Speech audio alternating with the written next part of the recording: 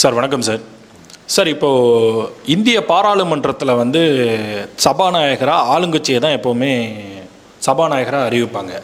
ஆனால் இப்போ ஒரு தகவல் வருது, இதுக்கு எதிராக வந்து சபாநாயகரே வந்து இந்தியா கூட்டணிக்கு சப்போர்ட்டான ஒரு ஆளை வந்து உருவாக்க போகிறாங்க. சந்திரபாபு நாயுடு மூலியமா ராகுல் காந்தி வந்து ஒரு மெகா திட்டம் போடுறாரு அப்படின்ற மாதிரி நம்மளுக்கு ஒரு தகவல் வருது. இதை பற்றி கொஞ்சம் நம்ம வியூவர்ஸ்க்கு புரிகிற மாதிரி கொஞ்சம் சொல்லுங்கள் சார். அரசியல் ஆயிர நேயர்களுக்கு வாழ்த்துக்கள். இப்போ அவர் கேட்ட கேள்வி வந்து ஒரு நியாயமான கேள்வி. ஒரு சபை இருக்குன்னா அதுக்கு ஒரு நாயகர் இருப்பார். தமிழ்நாட்டில் சட்டமன்றத்துக்கு அதே மாதிரி தமிழ்நாடு சட்டமன்ற சபாநாயகர் எப்படியோ அதே மாதிரி இந்திய பாராளுமன்றத்துக்கு ஒரு சபாநாயகர் இருப்பாங்க. அந்த சபாநாயகர் தான் அந்த சபைக்கே தலைவர். அவர் தான். ஒட்டுமொத்த 543 எம்பிக்களும் அவருடைய கண்ட்ரோலில் தான் இருப்பாங்க. அந்த சபையை நடத்தக்கூடியவர் சபாநாயகர் தான்.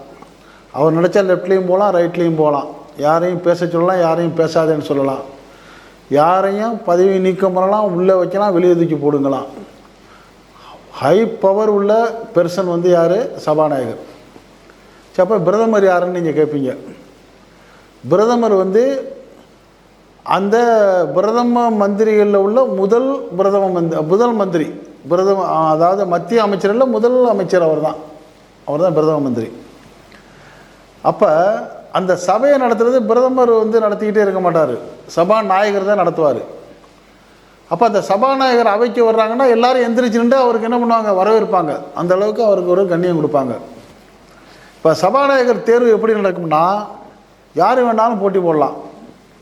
543 எம்பிக்களில் ஒரு 3 கட்சி இருக்குன்னு வச்சுங்க. ஒரு கட்சி ஆளுங்கட்சியாக தேர்வாயிருக்கும். இப்போ உதாரணமாக இப்போவே எடுத்துக்கோமே, இன்றைக்கி வந்து பிஜேபி தான் ஆட்சியை பிடிச்சிருக்கு. பிரதமர் நரேந்திர மோடி அவர்கள் தான் பிரதமர். பாஜகட்ட 240 சீட் இருக்குது. பாஜகவுடைய கூட்டணி எல்லாம் சேர்ந்து 293 பேரும் என்னமோ இருக்காங்க. அடுத்து எதிரணி எது? காங்கிரஸ், இந்தியா கூட்டணி. காங்கிரஸ்கிட்ட வந்து 99 சீட் இருந்துச்சு. ஒரு சுயேட்சை சேர்ந்துட்டாரு. நாளைக்கு இந்த 2 பேர் சேர போகிறாங்கங்கிறாங்க. ஒரு 102 103 சீட்டு காங்கிரஸ். அதனுடைய தோழமை கட்சி இருக்குது பார்த்தீங்களா, காங்கிரஸுடைய கூட்டணி கட்சிகள், கம்யூனிஸ்ட்டு, திராவிட முன்னேற்ற கழகம், விடுதலை சிறுத்தைகள், இந்திய யூனியன் முஸ்லீம் லீக்னு அவங்க கூட்டணி கட்சிகள்லாம் சேர்ந்து ஒரு 240 சீட் இருக்காங்க. இந்தியா கூட்டணி 240 டோட்டல். என்டிஏ கூட்டணி பாஜக கூட்டணி 293. இப்போ சபாநாயகருக்கு வந்து ஒரு வேட்பாளர் நிறுத்துறாங்கன்னு வச்சுங்க, அவங்களுக்கும் உரிமை இருக்குது, இவங்களுக்கும் உரிமை இருக்குது. 293 பேர் இருக்கிற பாஜகவும் ஒருத்தரை நிறுத்தலாம், 240 பேர் இருக்கிற இந்தியா கூட்டணியும் ஒருத்தர் நிறுத்தலாம். இது 2 பேருக்கு சம்மந்தம் இல்லாமல் இந்த அதர்ஸ் இருக்காங்கல்ல, 16 சுயேட்சைகள், அதில் கூட ஒரு குழு கூட ஒருத்தரை நிறுத்தலாம். யாருக்கு வேணாலும் உரிமை இருக்குது. ஆனால் நிறுத்தின ஆளை அங்கே ஓட்டு போடுறதுல மெஜாரிட்டியான ஓட்டு யாருக்கு விழுதோ அவர் தான் சபாநாயகர். அந்த அடிப்படையில் சபாநாயகர்கள் வந்து நிறைய பேர் வந்திருக்கிறாங்க. அதில் வந்து இந்தியாவுடைய முதல் சபாநாயகர் யாருங்கிறது நம்ம இப்போ சொல்ல வேண்டிய ஒரு நினைவுபடுத்த வேண்டிய இடத்துல இருக்கோம். அவர் பேர் ஜிவி மௌலாங்கர் அப்படிங்கிறவர் தான் முதல் சபாநாயகர். அவர் வந்து 15/5/1952 அவர் வந்து சபாநாயகராக இருக்கிறாரு. இப்போ உள்ள சபாநாயகர் யார்? ஓம் பிர்லா. அவர் 2019 2020 5 வருஷம் இருக்கிறாரு. இவருக்கு முன்னாடி யார் இருந்தா நம்மளுக்கெல்லாம் தெரியும், சுமித்ரா மகாராஜன். 2014 5 வருஷம் கம்ப்ளீட் பண்ணவர். அதுக்கு முன்னாடி யார் இருந்தாங்க? இந்தியாவுடைய முதல் பெண் சபாநாயகர் யார்? மீரா குமார். அந்த அம்மா வந்து 2009 2010 அவங்களும் 5 வருஷம் ஃபில் பண்ணாங்க. ஆனால் ரொம்ப பேர் கொஞ்ச நாள் வந்துட்டு போயிருக்கிறாங்க. அதில் பலர், அதெல்லாம் நம்ம விரிவாக பேசிக்கிட்டு இருக்க வேணாம். கடைசியாக இப்போ அட் ப்ரெசண்டில் இருந்தவர் ஓம் பிர்லா. இப்போ ஒரு 17வது மக்களவை முடிஞ்சு 18வது மக்களவை ஆரம்பமாயிருச்சு. 18வது மக்களவைக்கு வந்து பிரதமரை தேர்ந்தெடுத்துட்டாங்க, அமைச்சர்களை தேர்ந்தெடுத்துட்டாங்க. இப்போ சபாநாயகரை தேர்வு பண்ணணும். சபாநாயகரை தேர்வு பண்ணிவிட்டு என்ன பண்ணணும்? எம்பிக்கெல்லாம் பதவி பிரமாணம் பண்ணிக்கணும். அப்போ சபாநாயகரை வந்து யார் ஜெயிப்பாங்க? 293 சீட் இருக்கிற பாஜகவுடைய வேட்பாளர் தானே ஜெயிப்பாங்க. அவங்க தானே ஒரு வேலை போடுவாங்க. இதில் என்ன ஒரு பிரச்சனைன்னா, இந்த சபாநாயகர் பொறுப்பை எங்கள்கிட்ட கொடுங்க சாமி அப்படின்னு சொல்லி ஆந்திராவுடைய சந்திரபாபு நாயுடு கேட்டுக்கிட்டே இருக்காரு. பீகாருடைய முதலமைச்சர் நிதிஷ்குமார் கேட்டுக்கிட்டே இருக்காரு.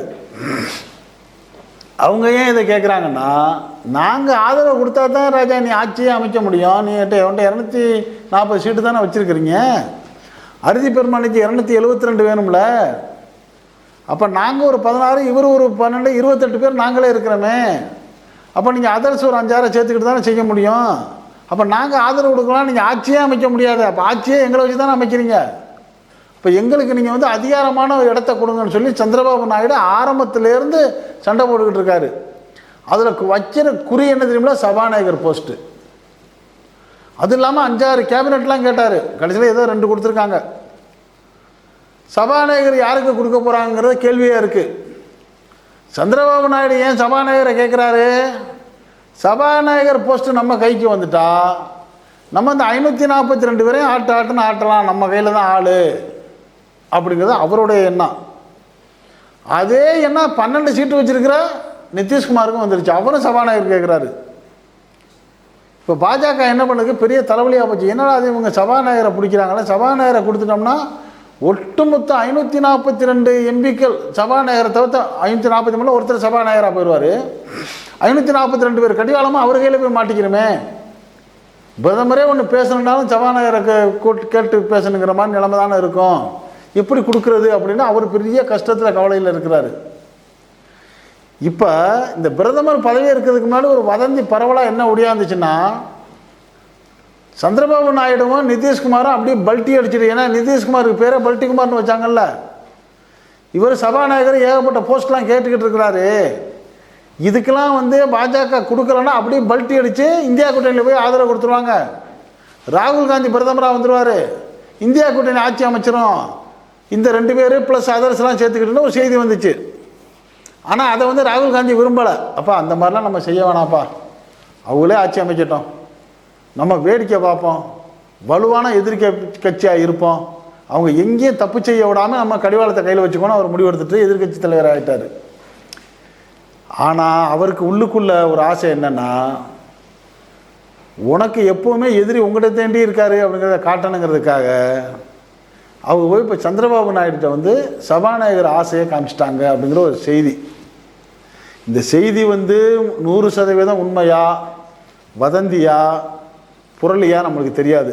ஆனால் பரவலாக பேசப்படுற செய்தி என்ன செய்தி, சந்திரபாபு நாயுடுகிட்ட போயிட்டு ஐயா வாங்க, நாங்கள் உங்களை ரொம்ப மதிக்கிறோம், நீங்கள் சபாநாயகர் போஸ்ட்டு கேட்குறீங்க, அவங்க கொடுக்க மாட்டேங்கிறாங்க, ஆனால் உங்களுக்கு கொடுக்க வைக்கிற இடத்துல நாங்கள் இருக்கிறோம் அப்படின்னு போட்டோன்னே எப்படி அப்படின்னு கேட்குறாரு யார், சந்திரபாபு நாயுடு. அப்போ ராகுல் காந்தி தரப்பில் சொல்கிறாங்க, ஐயா எங்கள்கிட்ட 240 பேர் இருக்கிறாங்க, உங்கள்கிட்ட 200, உங்கள்கிட்ட 16, நிதிஷ்ட 12, 28 இருக்காங்க, 240 ஒரு 28 268 ஆச்சு. ப்ளஸ்ஸு வந்து இவங்க வந்து 234 நீங்கள் ஒரு 28, 241 261 இன்னும் ஒரு 11 ஆள் வேணும். அதர்ஸ் ஒரு 15-16 ஆள் இருக்காங்க சுயேட்சைகள், அவங்க வந்து நம்ம சொன்னால் கேட்டுருவாங்க, உங்களுக்கு போட்டுருவாங்க. அப்போ 272 தாண்டி உங்களை சபாநாயகரை வைக்கிற பவர் எங்கள்கிட்ட தான் இருக்குது. இப்போ நீங்கள் 2 பேரும் இந்தக்கு ஒத்துக்கிட்டீங்கன்னா நிச்சயமாக பாஜக போடுற ஆள் தோற்று போயிடும். ஏன்னா 28 குறைஞ்சிரும்ல, குறைஞ்சாலும் ஆட்டோமேட்டிக்காக அங்கே தோற்றுருவாங்கல்ல. அதனால் நீங்கள் மட்டும் எஸ்ன்னு சொல்லுங்கள், நாங்கள் வந்து உங்களை வந்து சபாநாயகராக அறிவிக்கிறோம். இந்தியா கூட்டணி வந்து சபாநாயகராக வந்து யார், நம்ம ஆந்திராவுடைய சந்திரபாபு நாயுடு அவர்களோ அல்லது பீகாருடைய நிதிஷ்குமார் அவர்களோ, நீங்கள் 2 பேரில் முடிவு எடுத்துங்க. நீங்கள் யாரை கையை காட்டுறீங்களோ அவங்கள நாங்கள் ஆதரிக்கிறோம்யா. அப்போ நீங்கள் வந்துடுவீங்க, எங்களை மனசில் வச்சுங்க, நேர்மையாக நடத்துங்க. அப்போ பாஜகவுக்கு பாடம் கொடுத்த மாதிரி இருக்கும். எந்த நேரமும் புட்டி பூரா உங்கள் கையில், கரெக்டாக சபையை கொண்டு போகலாம், என்ன சொல்கிறீங்கன்னு ஒரு கேட்டதாகவும், ஆகா இது நல்ல யோசனையாக இருக்கே, பாஜகட்ட உறவு வச்சுக்கிட்டு மந்திரியாகவும் இருந்துக்கலாம், இந்தியா கூட்டணியில் உறவு வச்சுக்கிட்டு ராகுல் காந்தி உறவு வச்சுக்கிட்டு சபாநாயகரும் இருந்துக்கலாம், நம்ம 2 பேருக்கும் நல்ல பிள்ளையாக இருந்துட்டு அதிகாரம் பூரா நம்ம கையில் தான் இருக்கும்.